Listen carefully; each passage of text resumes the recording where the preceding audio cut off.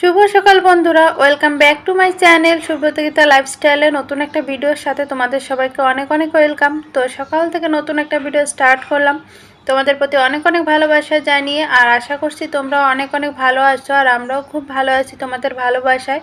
তো বাইরে আজকে দেখলাম সকাল থেকে ঝলমলে রোদ, তো সেই এনার্জি নিয়েই আমিও ঘরের কাজকর্ম শুরু করে দিয়েছি। দেখো, আর আমার প্রতিদিনের একটা রুটিন থাকে, ঘুম থেকে উঠে একবার হলেও বারান্দাতে যাব, দেখবো গাছগুলো কেমন আছে বা জল লাগবে কিনা। তো আজকেও যথারীতি বারান্দাতে চলে এসেছি, আর এসে দেখলাম গাছগুলো পুরাটা অনেকটাই শুকিয়ে গেছে, শুধু এই বড় টপটা বাদে আর কি।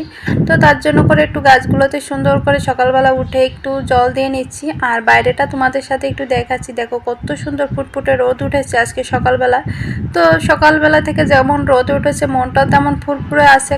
তো আজকে একটা চনমনে ভিডিও দেখতে পারবে, আশা করছি তোমাদের খুব ভালো লাগবে। তোমরা আমার ভিডিওতে চোখ রাখো, আশা করছি তোমাদের অনেক অনেক ভালো লাগবে।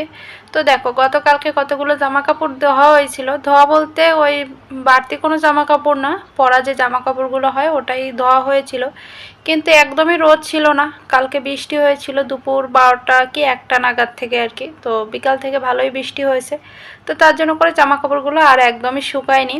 তো সকালবেলা উঠে এত সুন্দর রোদ দেখে আর কি ঘরে বসে থাকা যায়। তো তার জন্য করে সকালবেলা ছাদে চলে আসলাম। তো আগেই ভাবলাম ছাদে আগে জামা কাপড়গুলো দিয়ে দিই, তারপর ঘরে কাজকর্ম শুরু করব। আর বাইরে জানো তো এত সুন্দর পাখি ডাকছিল সকালবেলা উঠে, মানে মনটা একদম পুরো ভরে গেল। মনে হচ্ছে সেই বাড়িতে পড়ে আছি, চারিদিকে গাছ পাখির কিচিরমিচির ডাক শোনা যাচ্ছে। তো এদিকে দেখো আমি বাসায় চলে এসেছি, আর এখন চলছে শ্রাবণ মাস, আর শ্রাবণ মাসও প্রায় শেষের দিকে। তো সামনেই দুদিন বাদেই মনসা পূজা আর কি। তো তার জন্য ভাবলাম আজকে ঘরটা সুন্দর করে একদম ঝেড়ে পুছে পরিষ্কার করে নেব। তো এখানে দেখো ঝুল ঝাড়তে গিয়ে মনে হচ্ছে আমি লাইটটাই নষ্ট করে ফেললাম। বারবার করে লাইটটা বন্ধ হয়ে যাচ্ছিল, তারপর আবার আমি লাইটটা খুলে ফিরে আবার লাগিয়ে তারপর মানে লাইটটা অন করলাম। তো দেখলাম বেশ চলছে আর কি, আদৌ নষ্ট হয়নি। তো এখানে দেখো ফুল ঝাড়ু দিয়ে ঝুলটা ফেলা হয়ে গেছে, তারপরে জিনিসপত্রগুলো একটু মুছে নিচ্ছি। আর খাটটাও অনেকদিন মোছা হয়নি, তো খাটটা আগে মুছে নেব। আর দেখো এদিকে আমি তোষকটাও মানে কি করছি জানো তো, তোষকটা বের করে রেখেছি কিন্তু উপরে কাঁথাটা উপরে দিয়েছি যাতে করে ময়লাটা বালিশে না লাগে, তো তার জন্য করে। তো এখানে দেখো আবার পর্দাটা সরিয়ে গ্রিলটা মুছে নিলাম। এই পাশের গ্রিলটা খুব একটা মোছা হয় না, কিন্তু বড় রুমের গ্রিলটা খুব মোছা হয়, কিন্তু এই ছোট রুমের গ্রিলটা একদমই মোছা হয় না বলতে গেলেই চলে। তো আজকে ভালো করে মুছে নিলাম। মুছার পর দেখো বিছানাটা একটু টান টান করে নিচ্ছি, তোষকটা আর কি। তোষকটা বারবার করে না ওদিকে সরে যায়, মানে ওই ধাক্কায় ধাক্কায় সরে যায়, বসতে হয় উঠতে বসতে আর কি। তো তারপর দেখো ভালো করে একটু ঝেড়ে নিচ্ছি, ঝুল পড়ছে হয়তো বা বিছানার উপর। তো তারপরে কাঁথাটা একটু উল্টে নিচ্ছি, উল্টে নিয়ে ভালো করে বিছানাটা পেতে নেব। কারণ কি বিছানার উপর অনেক সময় ঝুল পড়ে, উপরে ঝুল ফেললে তো ঝুল পড়বেই, তো তার জন্য করে কাঁথাটা উল্টে দিয়েছিলাম। যা ময়লা পড়ার তোষকের উপর পড়বে, তারপর তোষকটা ঝেড়ে পুছে ফেললেই ব্যাস কমপ্লিট। তো এদিকে দেখো বিছানাটা মানে টান টান করে নিয়েছি, আর এখন উপর থেকে একটু ঝেড়ে নিচ্ছি আর কি, যদি বা ময়লা থেকে থাকে। তো ছোট রুমটা একদম নিট অ্যান্ড ক্লিন করে রেখে একদম খাটের নিচটি সুন্দর করে পরিষ্কার করে রেখে তারপর বড় রুমটায় আসলাম। আর তোমরা ভাবছো যে আমার বর আমার মেয়ে কোথায় গেল, ওরা কোথাও যায়নি। তো ছোট রুমটা ভালো করে পরিষ্কার করে রেখে ওদের ও রুমে ট্রান্সফার করে দিয়ে এসে আমি এই রুমটায় কাজকর্ম শুরু করলাম। ওদের দুজন করে ডেকে তুললাম যে তোমরা ওই রুমে গিয়ে ঘুমাও, আমি এদিকের কাজগুলো করে নিই।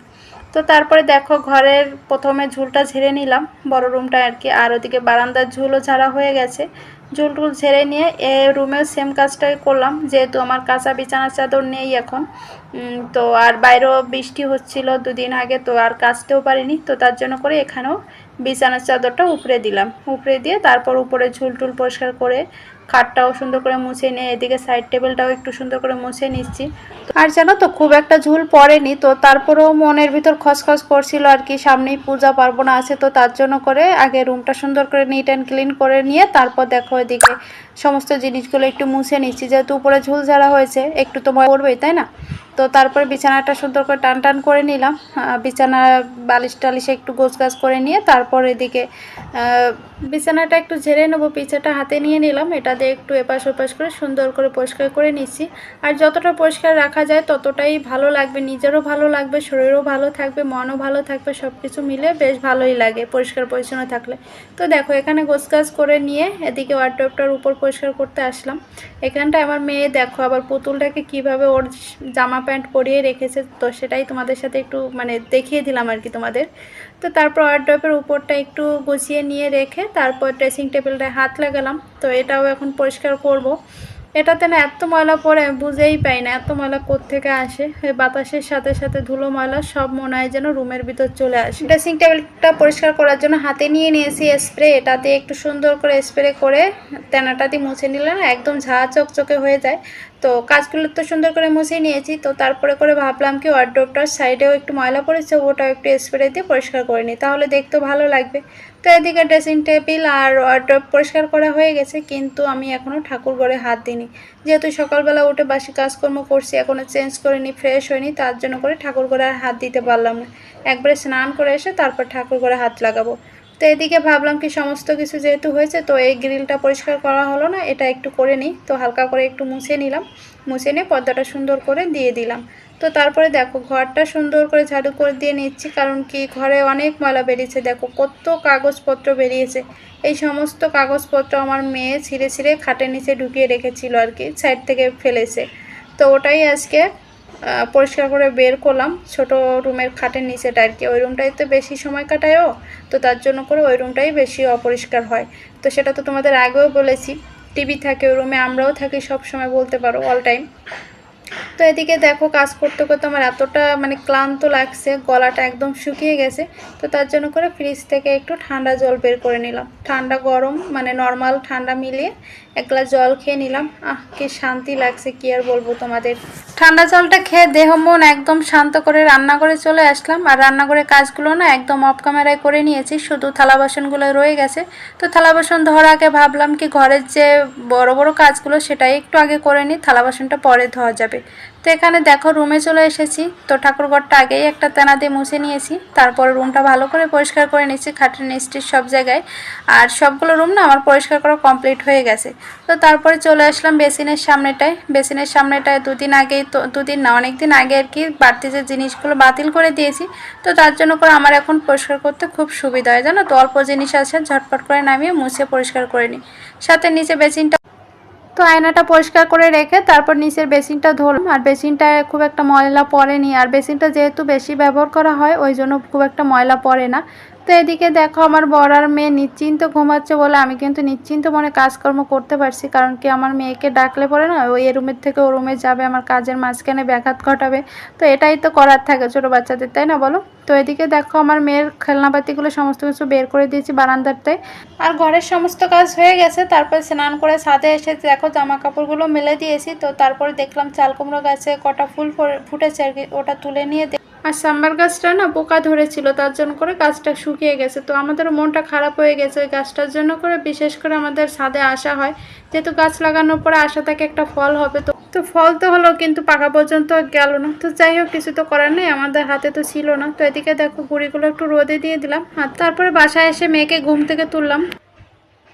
তো বন্ধুরা সমস্ত কাজ কমপ্লিট করে এসে এখন খেতে বসলাম, সোনামাকে ডেকে তুললাম। আর কোনো কাজের চাপ নাই, দুপুরবেলা করে শুধু খিচুড়ি রান্না করব, সেটাও প্রেশার কুকারে দিয়ে দেবো। আর একদম নিশ্চিন্ত, তাই না বলো, কি যে ভালো লাগছে কি বলবো। তো চলো খাওয়া দাওয়াটা করে নিই। জোরে বলো। তো এই দেখো বন্ধুরা, এটা হচ্ছে আমাদের সকালের নাস্তা, বিরিয়ানি। আর এটা আমরা আম। কালকে রাতে